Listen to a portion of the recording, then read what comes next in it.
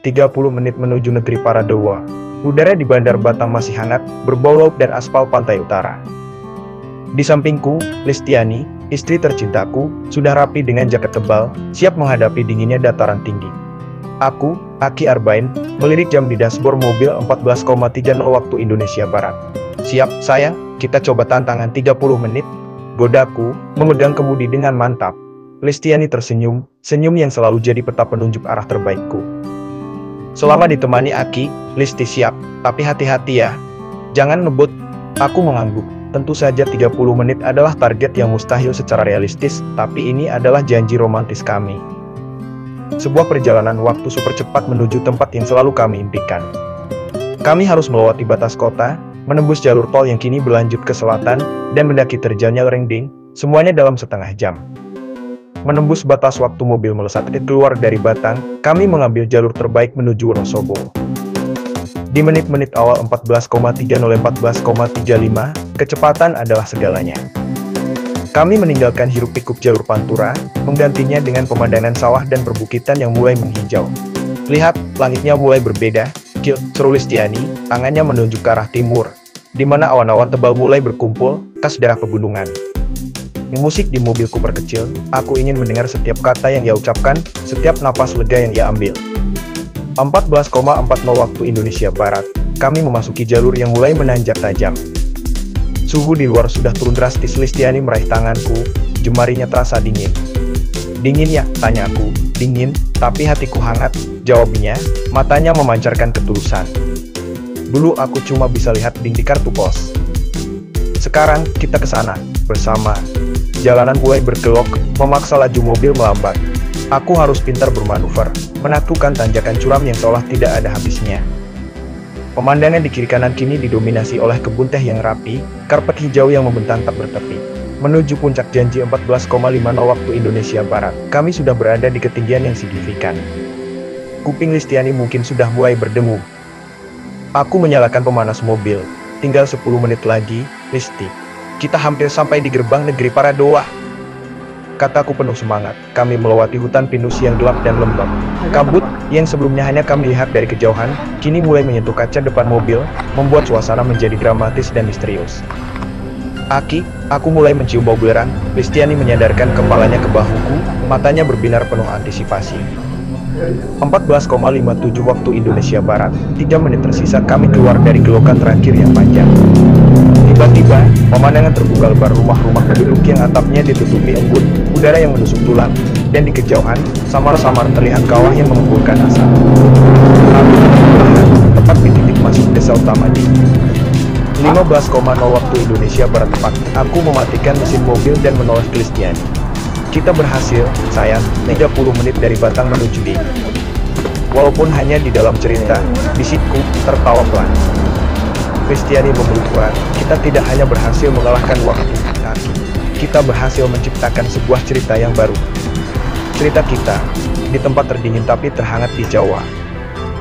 Kami berdua turun dari mobil, dinginnya ding langsung memeluk kami. Di atas sana, langit berwarna kelabu tebal, namun hati kami terasa cerah dan ringan. Perjalanan 30 menit yang mustahil itu telah mengantar kami pada keindahan yang nyata, dan sebuah janji. Untuk selalu menemukan keajaiban di setiap perjalanan, secepat atau selambat apapun lajunya.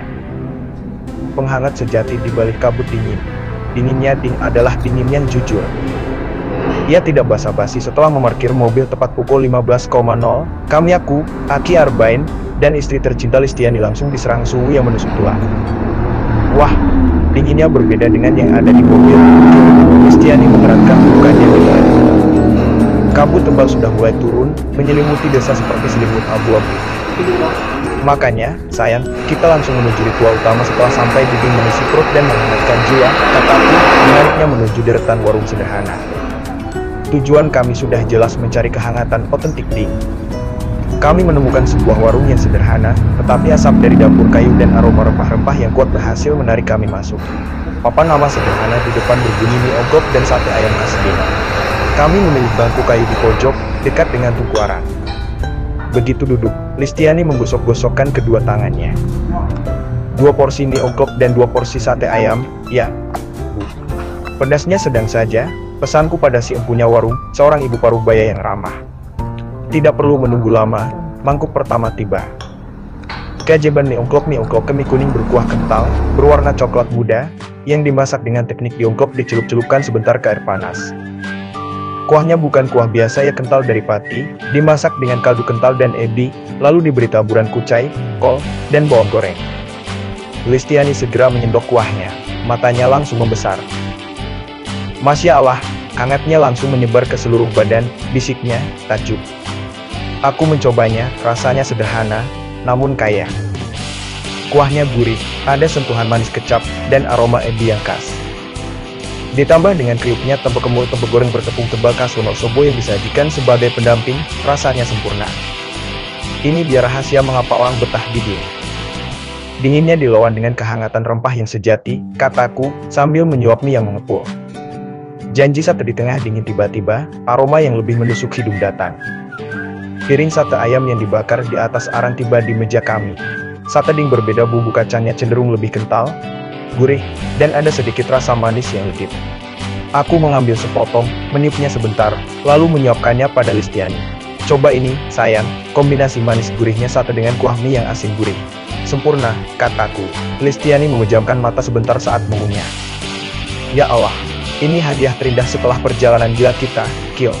Satenya lembut sekali, di tengah suasana warung yang remang-remang, ditemani suara sendok brandy dan obrolan pelan para pengunjung lain, kami berdua menikmati hidangan tanpa banyak bicara. Kami hanya saling pandang, berbagi senyum hangat di antara kepulan asap mie ongklok dan uap napas kami yang dingin. Perjalanan 30 menit dari Batang tadi terasa seperti sebuah film cepat, kata Listiani setelah menghabiskan suapan terakhirnya. Tapi momen makan mie ongklok dan sate ini, ini terasa seperti jeda yang abadi, aku mengangguk setuju. Perut kami kenyang, tubuh kami hangat, dan jiwa kami tenang. Kami datang mencari pemandangan dua didi, tapi ternyata, salah satu pengalaman paling surgawi adalah duduk berdua, berbagi hidangan sederhana yang menghangatkan di warung mie ongklok ini.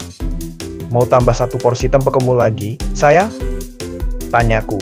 Listiani tertawa, boleh. Untuk dibawa pulang, biar kita ingat rasa hangatnya di saat kembali ke Batang nanti.